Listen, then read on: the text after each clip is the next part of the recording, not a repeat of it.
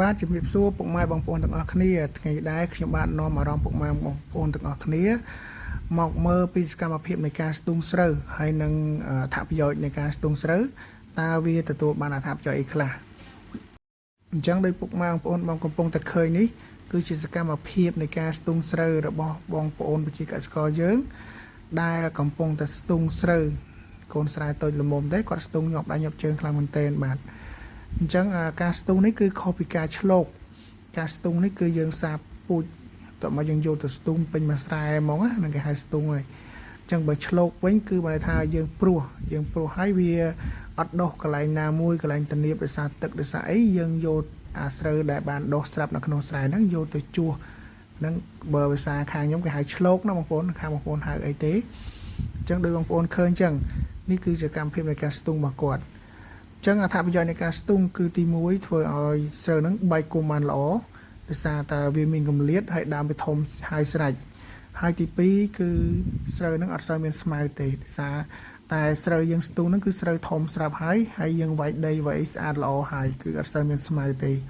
ទី3គឺយើងដាក់ជីទៅឆាប់ឡើងបងប្អូនដោយសារតែវាមានស្មៅចង្រៃមកទៅដើមជីទេចឹងស្រូវយើងគឺលូតលាស់ល្អ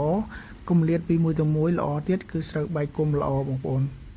សម្រាប់ទី4ទិន្នផលគឺវាតែងតែខ្ពស់ជាងការព្រុសបង្រោះណាបងប្អូនសម្រាប់ពូជស្រូវពុសាភាសាតែវាបែកគុំបានល្អជាងអញ្ចឹងហើយបានស្រូវពុសាអ្នកដែលព្រុសពីច្រើនគាត់ត្រូវឲ្យកូស៊ីឬក៏ភ្ជួរបង្រោះឬក៏រោះបង្រោះអញ្ចឹងទៅដើម្បីឲ្យដីហ្នឹងវាបានធូរហើយបែកគុំល្អបងប្អូនអញ្ចឹងចំពោះទី5គឺការចំណាយបើការចំណាយវិញគឺការស្ទូងនេះគឺចំណាយប្រហែលជាច្រើនជាងការព្រុសដោយសារតែយើងត្រូវជួលកម្លាំងពលកម្មប៉ុន្តែសម្រាប់គាត់ដែលមានបងប្អូនច្រើនយើងអាចយកដៃគ្នាមួយថ្ងៃតិចទៅគឺធ្វើបានលឿនហើយបាទហ្នឹងលើការពិសារបស់គាត់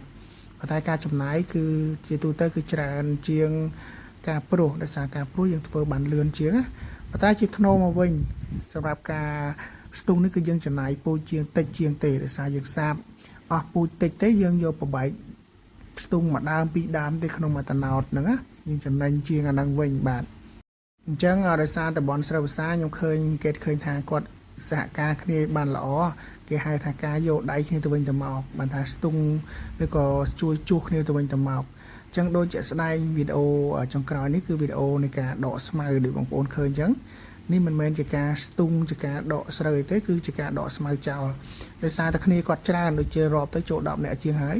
អញ្ចឹងគាត់សហការគ្នាដកស្មៅម្នាក់មកមុខទៅអញ្ចឹងស្រែហ្នឹងស្ទឹងតែមិនបាញ់ស្មៅណាបងប្អូនអញ្ចឹងនេះហើយគឺជាសកម្មភាពនិងជីវិតរស់នៅប្រចាំថ្ងៃរបស់ប្រជាកសិករយើងគេថាខ្មែរយើងខ្ជិលតែពិតខ្មែរយើងមិនខ្ជិលទេខ្មែរយើងខំប្រឹងជាដូចបងប្អូនបានឃើញអញ្ចឹងគាត់ថាពេលខ្លះតម្លៃវាមិនសមតាមកម្លាំងដែលត្រូវចំណាយបាទអញ្ចឹងវីដេអូខ្លីថ្ងៃនេះគឺខ្ញុំមានតែប៉ុណ្្នឹងឯងបាទសូមអរគុណបាទ